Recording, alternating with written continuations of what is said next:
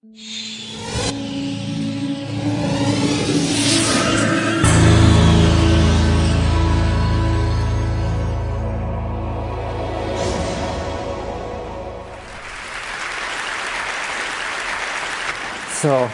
I guess this is a result of globalization that you can find Coca-Cola tins on top of the Everest and Buddhist monk in Monterey. And so, I just came 2 days ago from the Himalayas to your kind invitation, so I would like to invite you also for a while to the Himalayas themselves. And to show the place where meditators like me, who began with being a molecular biologist in Pasteur Institute and found their way to the mountains. So these are a few images I was lucky to take and be there. This is the Mount Kailash in eastern Tibet, wonderful setting. This is from Marlborough country.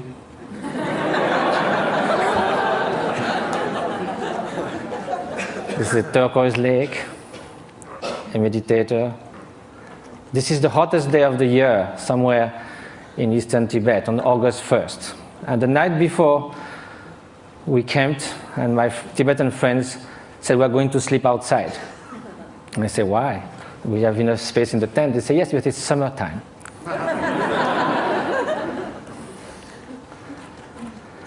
So now we are going to speak of happiness. As a Frenchman, I must say that there are a lot of French intellectuals that seems that happiness is not at all interesting. I just wrote an essay on happiness, and there was a controversy, and someone wrote an article saying, don't impose on us the dirty work of happiness. We don't care about being happy. We need to live with passion. We like the ups and downs of life. We like our suffering because it's so good when it ceases for a while. This is what I see from the balcony of my hermitage in the Himalayas. It's about 2 meters by 3, and you are all welcome anytime. Now let's come to happiness, or well-being. And first of all, despite what the French intellectuals say, it seems that no one wakes up in the morning thinking, may I suffer the whole day. Which means that somehow, consciously or not, directly or indirectly, in the short and the long term, whatever we do, whatever we hope, whatever we dream, somehow is related to a deep, profound desire for well-being or happiness. As Pascal said, even the one who hangs himself somehow is looking for a cessation for suffering. He finds no other way.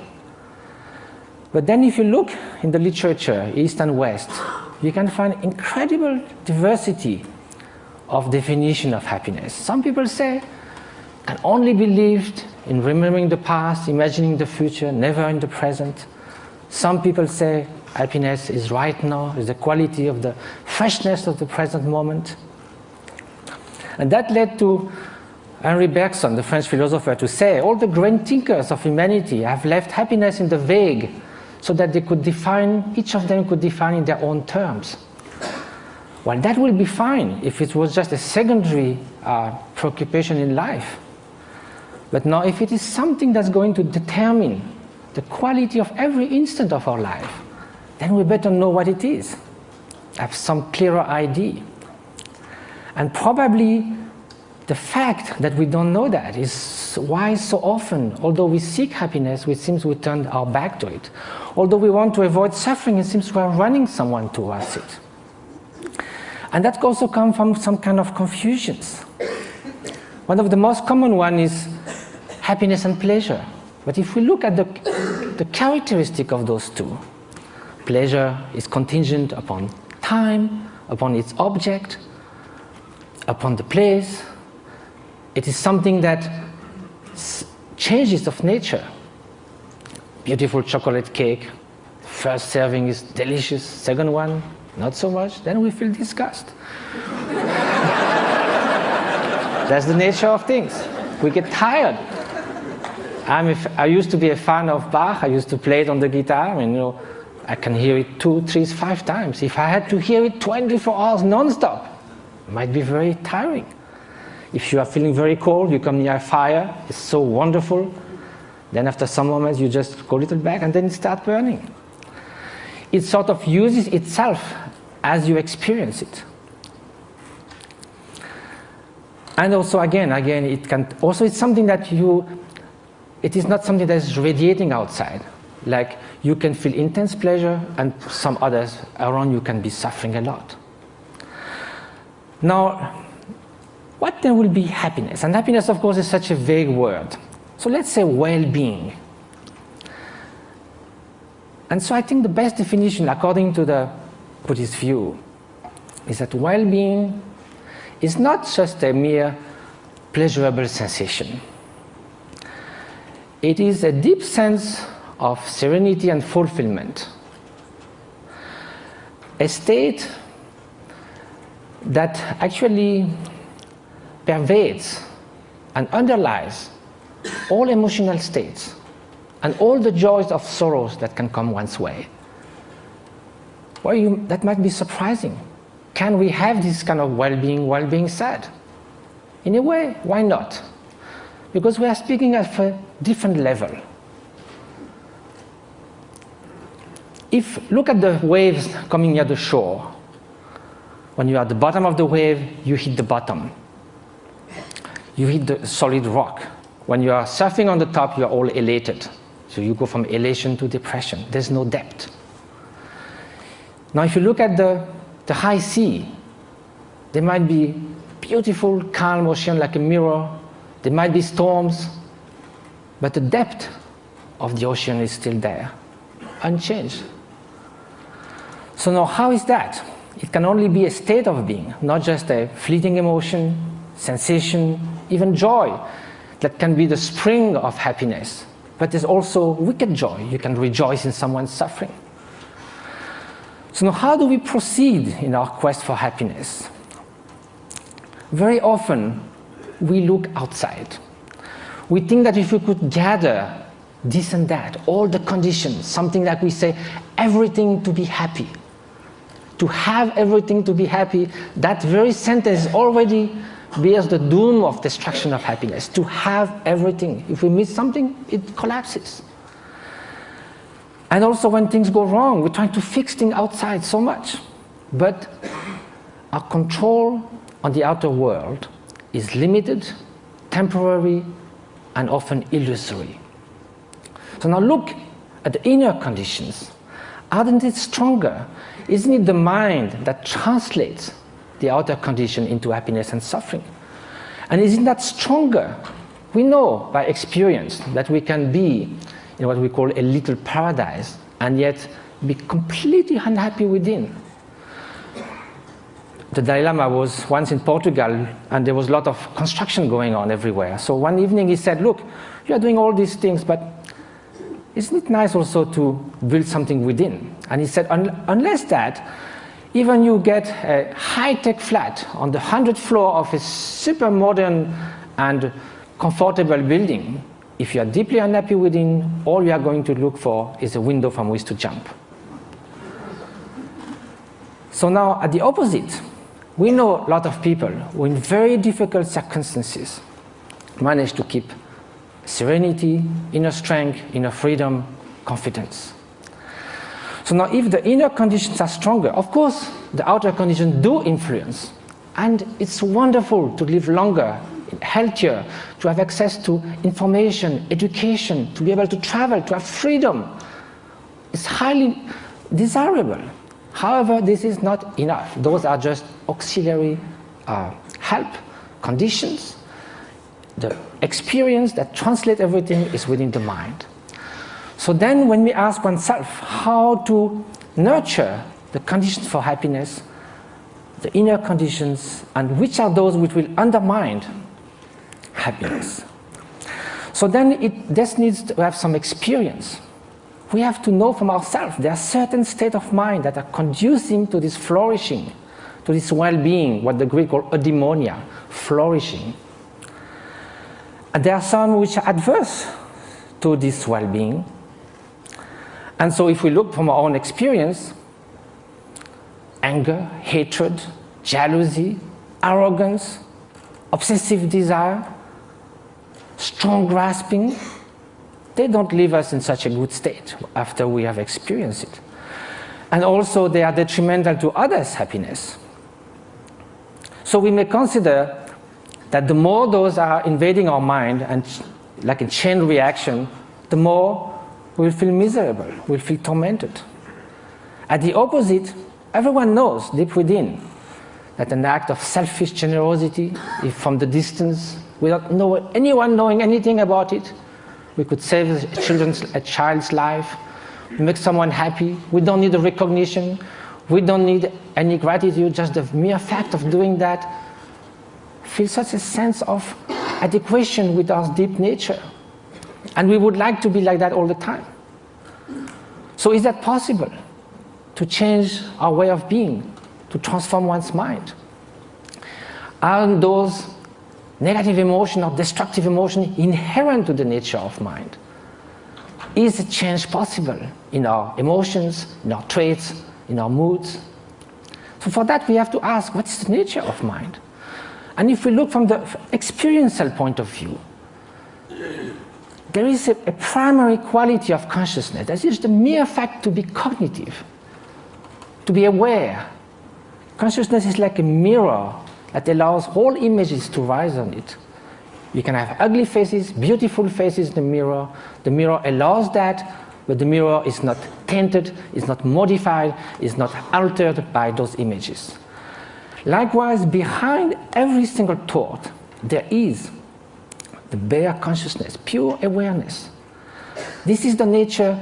It cannot be tainted intrinsically with hatred or jealousy, because then, if it was always there, like a dye that would permeate the whole cloth, then it would be found all the time somewhere. We know we're not always angry, always jealous, or always generous.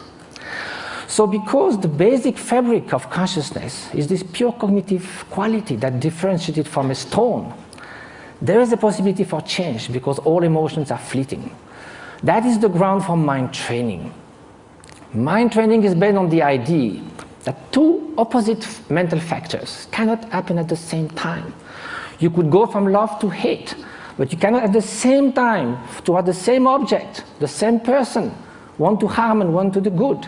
You cannot in the same gesture shake hand and give a blow.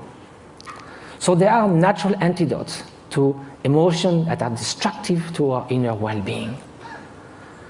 So that's a way to proceed.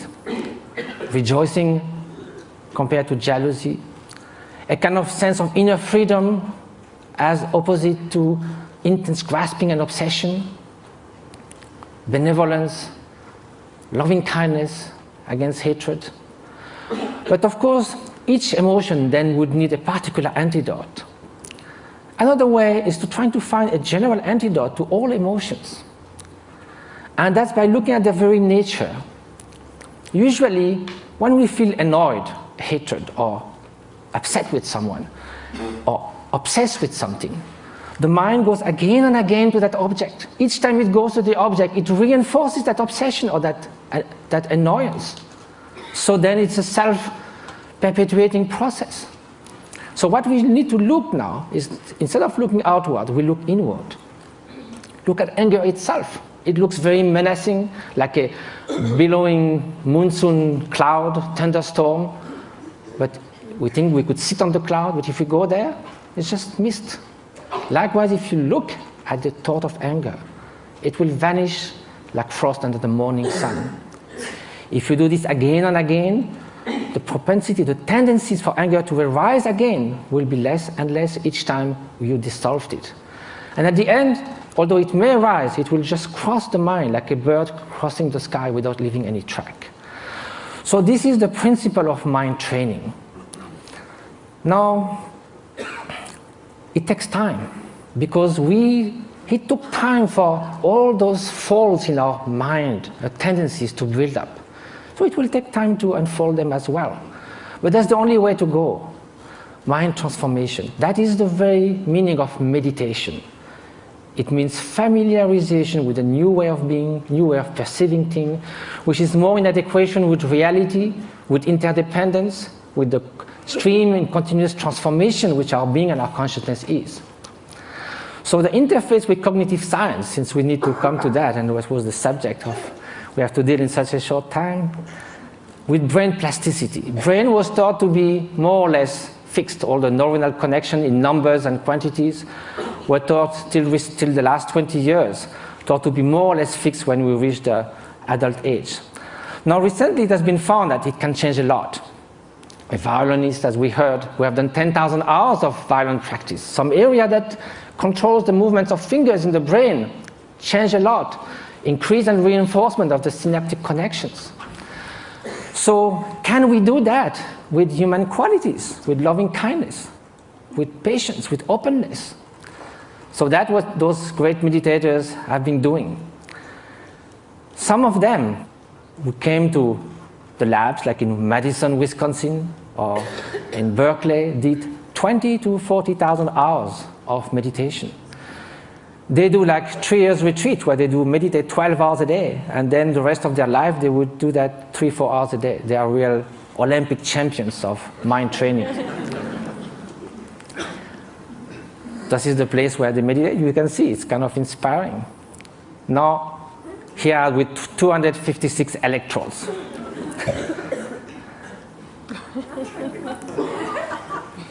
So what did they find?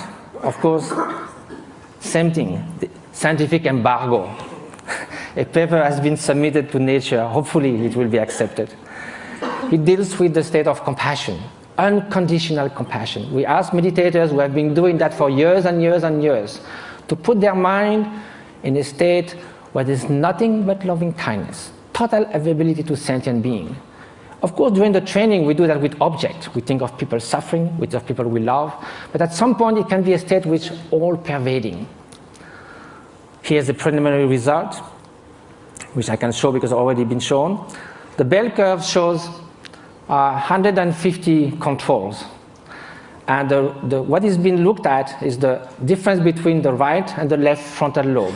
In very short, people who have more activity on the right side of the prefrontal cortex are more depressed, withdrawn, they don't describe a lot of positive affect.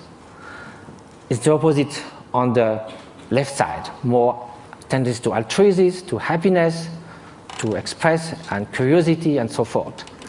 So there's a basic line for people, and also it can be changed. If you see a comic movie, you go more to the left side. If you are happy about something, you'll go more to the left side. If you have a bout of depression, you'll go to the right side. Here, the minus 0.5 is a 4 standard deviation of a meditator who meditates on compassion. It's something that is totally out of the bell curve. So I have no time to go into all the different scientific results. Hopefully they will come. But they found that this is after 3.5 hours in a fMRI. It's like coming out of a space ship. Also, it has been shown in other labs, for instance, Paul Ekman's labs in Berkeley, that some meditators are able also to control the emotional response more than it could be taught. Like the startle experiments, for instance. If you sit a guy on a chair with all this kind of apparatus measuring your physiology, and there's kind of a bomb that goes off. It's a so instinctive response that in 20 years, they never saw anyone who would not jump. Some meditators, without trying to stop it, but simply by being completely open, thinking that that bang is just going to be just a small event, like a shooting stars, they're able not to move at all. So the whole point of that is not sort of to make like a circus thing of showing exceptional beings who can jump or whatever. It's more to say that mind training matters. That this is not just a luxury, this is not a supplementary vitamin for the soul. This is something that's going to determine the quality of every instant of our life. We are ready to spend 50 years achieving education. We love to do jogging, fitness. We do all kinds of things to remain beautiful. Yet, we spend surprisingly little time taking care of what matters most, the way our mind functions, which again is the ultimate thing that determines the quality of our experience. Now, compassion should also be put in action. That's what we try to do in different places. Just this one example is worth a lot of work. This lady with bone TV left alone in a tent was going to die with her only daughter. 1 year later, how she is. Different schools and clinics we've been doing in Tibet. And just I leave you with the beauty of those looks that tells more about happiness that I could ever say. And jumping monks of Tibet. Flying monks.